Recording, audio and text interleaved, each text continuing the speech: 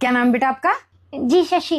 कितने पढ़े लिखे हो? पढ़ाई की मत पूछो बहन जी, पढ़ाई मेरी बेटी ने B.Com, M.Com, MBA, PhD, JBT सब कर रखा है। और हाँ, छोटे मोटे स्कूल में नहीं पढ़ाई है बेटी, इंटरनेशनल स्कूल से पढ़ाई है। और दिमाग तो ऐसे कंप्यूटर से भी तेज चलता है इसका। अभी गवर्नमेंट जॉब की तैयारी कर रही है लड़की। अरे वाह बहन जी, तो बहुत बढ़िया बात है। बहन जी हमारी तरफ से रिश्ता पक्का। रुको जरा, सब्र करो। बे को बकरी वाला बे बरा रे आ ते बराता ए आ ए गा अगमन सात पैर आ ते परात बे जे कोई बजे आप कहाँ के गे जानी ओ बाबा? डे डे ई चा डडी गोड़ी चड्डी गोड़ी चड्डी पाँच